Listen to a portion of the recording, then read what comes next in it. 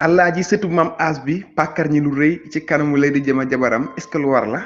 dal leen jàmm seen YouTube Mbaye Procureur de la série sénégalaise may sàkku ci yéen bu dee ku bees nga ci chaîne bi nga abonné ci chaîne bi te nga like vidéo bu baax a baax da ciy waxtaane lépp luy actualité ak divertissement. Macha allah comme ni nga ko gisee tey Alaaji dafa jël décision changé complètement toppatoo jabaram wàcce boppam ci kanamam ndax sëy nañ ay at te wonu ko boppam miinalu ko boppam sa dëgg-dëgg est-ce que yoon la non du yoon. sa jabar da nga ko war a miinal sa bopp ba mu xam la carrément gën la bëgg fonk la l'islam sa diggante ak sa soxna doxalu fa ak ceex wala ak cëriñ non non yéen ñaar da ngeen war a ànd di kaf di ree feccal ko sax bu ko jaree l'islam da ciy bëgg diggante ñaari way dencante heure buñ àndee di bëggalante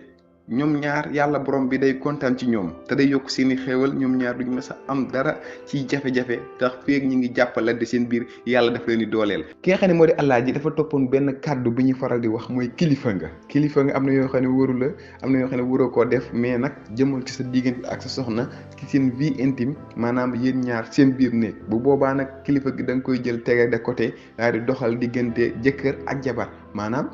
feccalal sa soxna bu ko bëggee woyal ko bu ko bëggee en tout cas na nga fexe ba biir néeg bi na neex ba boo leen génnee ku ne rek mais nag bu leen nekk ci biir bëgg a dundee comme la ngeen di dundee ci biti non loolu l'islam sax du ci d'accord déedéet sa soxna la béggal ko moo tax gis nga ki nga xam si moo di Awa Kinde tey def na lu am solo tey moom utiliser na am xelam pas muy utiliser bëgg-bëggam ndax lan waxtaan nag moom ci waxtaan woo xam ne si ne bi ko Alaaji defee gis na njëriñ yi ndax sa jabar da nga ko war a miinal sa bopp ndax Lady Diama leen rek la manqué woon mooy considération te gis ngeen bas daf ko ko joxoon moo tax mu topp ci ginnaawam gën koo bëgg ko sëñ bi li ko waral mooy bas daf koy dugg di waxtaan ak moom ba pare di ko comprendre te Alaaji loolu la xamutoon nag moo waral diggante ak Lady Diama jaxasoo woon loolu moo tax jamono ji Alaaji am na chance bu rëy mën naa téyewaat Lady ci loxoom ci kaw mu continuer nii mu tàmbali ak moom maanaam di kaf di ree minal ko boppam te Alaaji li ko gën a may chance mooy aawam bi dafa doon aawa bu baax aawa bu këram bu yaatal ñëpp ndax gis ngeen Lady Diama ci biir kër gi amu fi benn problème ak aawa bi daf koy jàppale di ko woo di ko conseil di gën a defar digganteem ak Alaaji te aawa bi mel noonu yóbbul kon Alaaji boobu daf ci am chance bu rëy a rëy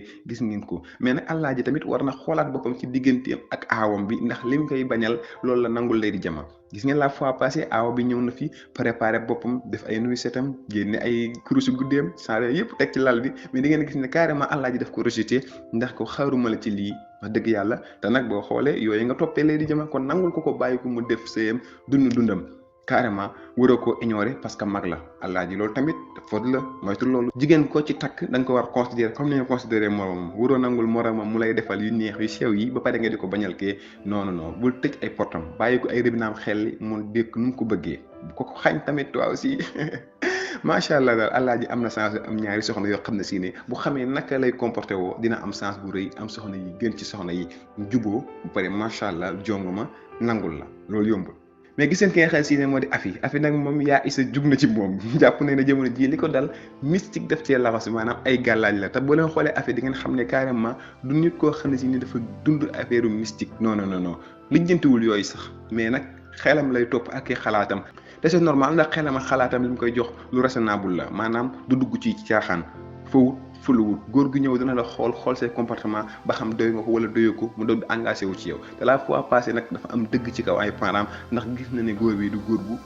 baax bi tax ñuy wax mais nag ay parents gisuñu loolu ñoom jàpp nañ ne da leen di xañ seen wërsëg ndax aji màkk bi leen dikk loolu moom problème yi maire Sénégal yeeg paa yi la aj màkk ku leen ko xas dikk mënatoo bon ci seen kanam te vraiment nag aj màkk alal ji la ko war a def muñ la fa yóbbu te yóbbuwuñ la fa alal ji la wit maanaam aj ga daanaka du am njëriñ da ngay mel ne ku voyage Dubaï dikkaat nañ moytu loolu nañu xool carrément kii ñëw kan la ak alal ji mu lay xoy fan la ko jëlee am na ci solo sama gars yi suñu série Lady Diama daal mi ngi noonu série la bu am solo bu bëri ay secret yu dëkk biir njëriñ yu am solo macha allah ma leen invité waat ci seen bi ngeen abonné bu baax te ngeen like vidéo bi bu dee ko bees nga bu ko fàtte abonneel bësal bouton bi jafewul voilà du dikkee dara ngeen jàppale ñu poussé ñu may ñu doole da ngeen di sama gars yi ba vidéo incha allah ak Mbaye Procureur